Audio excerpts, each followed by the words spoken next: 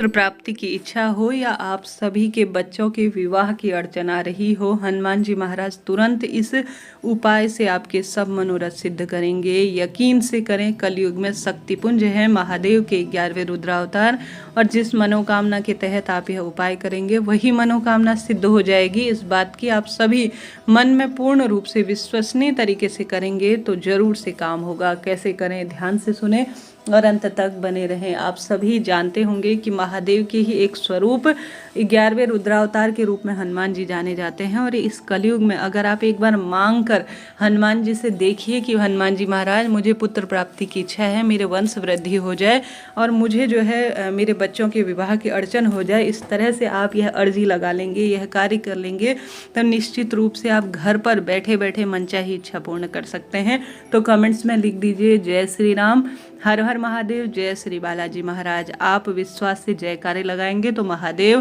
के 11वें रुद्रावतार आपकी जरूर से सुनेंगे। उपाय कैसे करें सुनिए और अंत तक बने रहें। इस उपाय की खासियत यह है कि आप इसे किसी भी दिन, जब भी आपको समय मिले उसी दिन कर सकते हैं। संभव हो तो किसी मंगलवार या किसी शनिवार करते हैं तो और अधिक लाभ देने वाला होता है, नहीं तो किसी भी प्रदोष व्रत, मासिक शिवरात्रि, पूर्णिमा, अमावस्या, जो यह महीने की विशेष तिथियां आती हैं, इनमें तो आप कर ही सकते हैं।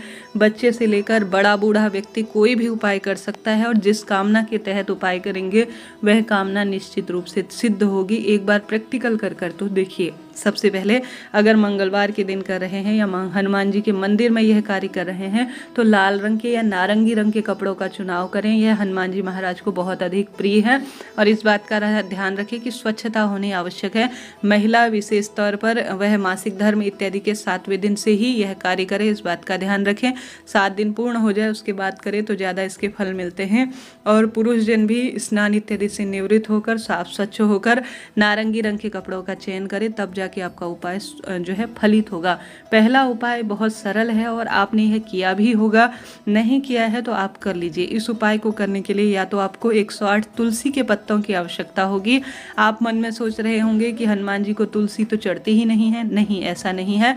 जब एक बार सीता मैया उनका भोजन परोस रही थी तो उनका पेट ही नहीं भर रहा था, तो माता तुलसी की एक पत्ती जो है माता सीता ने हनुमान जी के भोजन में रख दी और हनुमान जी तृप्त हो गए। तब से हनुमान जी को तुलसी चढ़ाई जाती है। इस बात का आप ध्यान रखते हुए कार्य करें।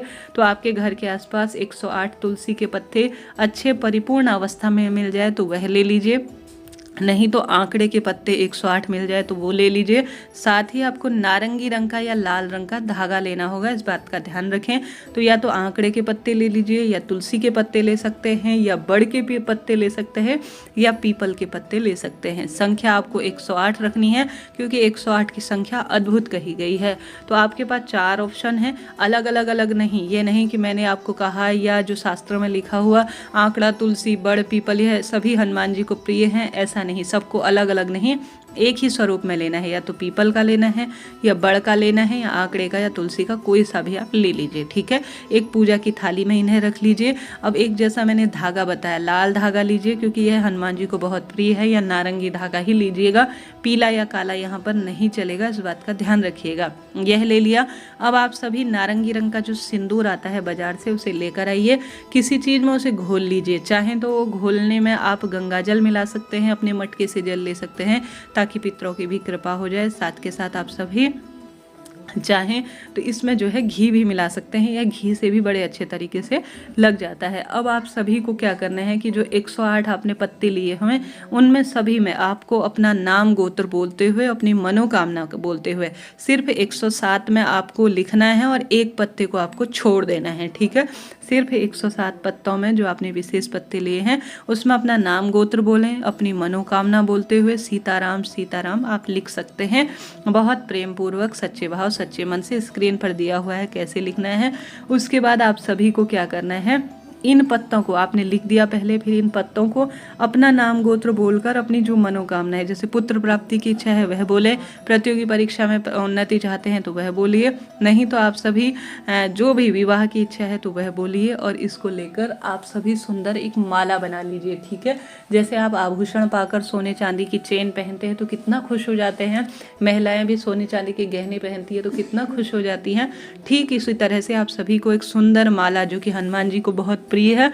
और अपने मनोकामना बोलते हुए धागे में आपने जब जब आप गांठ लगाएंगे ना, जो माला में जो धागा है, जब पत्ता रखेंगे तब धागे में सुई नहीं चुभोनी है, इस बात का ध्यान रखना है। कहीं आप सुई चुभे दें, ऐसा नहीं।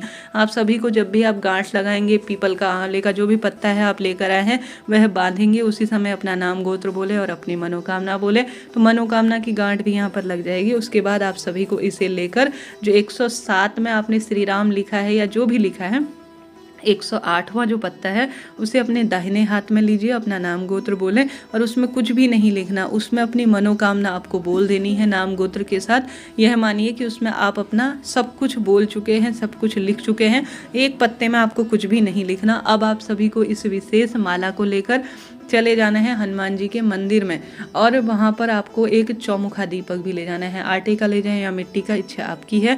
तो एक दीपक ले जाएं, उसमें लौंग का जोड़ा आप डाल दीजिए। दीपक में आप सभी इच्छा है सरसों का तेल भी चढ़ा सकते हैं, दीपक के अंदर तिल का तेल भी, घी का भी प्रयोग कर सकते हैं, नहीं तो चमेली का तेल बहुत अधिक प्रिय है हनुमान जी को। और यह आटे का दीपक हो तो उपाय जल्दी फलित हो जाएगा। तो दीपक में आप लौंग का जोड़ा डालकर आटे का एक दीपक ले जाएं, नहीं तो मिट्टी का भी ले सकते हैं। 4 बत्तियां अलग अलग रखनी है, गलती ना करें कि क्रॉस कर दें, यह गलत है। अब आपको हनुमान जी के मंदिर चले जाना है। भोग स्वरूप आपके घर पर जो भी रखा हुआ है, चूरमा है, लड्डू है, मोदक है या कोई भी वस्तु है आप लेकर जाए, केला इत्यादि जो भी है वह उनके चरणों में हनुमान जी को भोग प्रसाद समर्पित करें, दीपक लगा दीजिए। उसके बाद आप सभी वहाँ पर बैठे हुए जो पुजारी हैं उनसे कहें कि मैं अपनी मनोकामना का माला आज हनुमान जी को चढ़ाना चाहता हूँ, मेरी कामना सिद्ध कर दीजिए। ऐसी प्रार्थना कर कर आप हनुमान जी के चरणों में अर्थात गले में इसे धारण कर कर आ जाइए। उनके चरणों में प्रणाम कर कर आप सभी वहाँ बैठकर हनुमान चालीसा की जो है पूरी पाठ करें। 1 से ज़्यादा भी हनुमान चालीसा के पाठ कर सकते हैं। यकीन मानिए यह उपाय नहीं, एक तरह से एक चमत्कार है। जो भक्तजन इस कार्य को करते हैं समय समय पर, कभी पीपल की माला चढ़ा दी, कभी बड़ की माला चढ़ा दी, कभी आंकड़े की माला चढ़ा दी, कभी अपनी इच्छा अनुसार तुलसी की माला बनाकर आप हनुमान जी के चरणों में एक बार समर्पित कर कर तो देखिए। इस कलयुग में जिसने यह कार्य किया उसने पुत्र पौत्र का वरदान प्राप्त किया है और वह सभी पापों से मुक्त हुआ है। पितृदोष इससे करते हैं, शनि राहु संबंधित सभी पीड़ाओं से मुक्ति हो जाती है। तो यह कार्य आपको करना है। साथ ही हनुमान जी को अगर आप चोला चढ़ा देते हैं तो यह भी पुत्र प्राप्ति के लिए सहायक होता है और बच्चों के विवाह में भी बहुत अधिक सहायक माना जाता है। हनुमान जी आप यकीन मानिए कलयुग में चमत्कारी शक्ति पुंज है, जो उनसे मांग लेता है वह सब कुछ प्राप्त कर ही लेता है। यह कार्य कर सकते हैं। साथ के साथ आप सभी इस कार्य को भी कर सकते हैं। हनुमान जी के छोटे भाई गतिमान जी का स्मरण कर कर हनुमान जी के उल्टे पैर का सिंदूर लाकर, कहा जाता है जिस घर के दरवाजे में स्वास्तिक बनाया जाता है, हनुमान जी महाराज की कृपा से, जो कि हनुमान जी महाराज और गतिमान जी जो कि उनके छोटे भाई हैं, उनका नाम लेकर यह कार्य किया जाता है।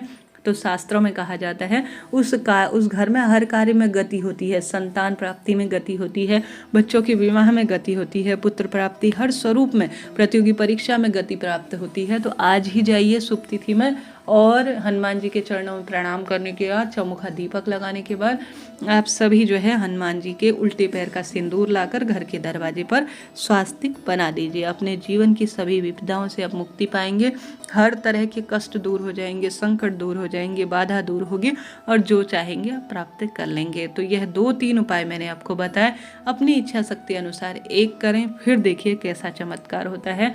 समय समय पर हनुमान जी महाराज के चरणों में गुलाब का फूल चढ़ाना, इत्र चढ़ाना हनुमान जी को बहुत अधिक प्रिय है, लड्डू इत्यादि का भोग लगाना, गरीब निर्धन जन की, पशु पक्षी की सेवा करना हनुमान जी को बहुत प्रसन्न करता है और इससे पुत्र पौत्र और मनचाहे विवाह के खुद ही राह खुल जाती है। हनुमान जी के चरणों में बैठकर मांग कर तो देखिए, अपना उन्हें भ्राता मानकर देखिए, अपना मित्र मानकर देखिए, अपना पिता मानकर देखिए, अपना जो है जो सखा मानकर देखिए, हनुमान जी महाराज सब देते हैं। यकीन कर कर विश्वास से आप करेंगे, संकल्प लेकर हनुमान चालीसा का पाठ करेंगे तो जिस कामना के तहत यह कार्य होगा वह निश्चित रूप से पूर्ण होते हुए आपको स्वयं ही विदित हो जाएगा। आशा है, उम्मीद है आपके लिए वीडियो उचित उपयोगी रहा होगा।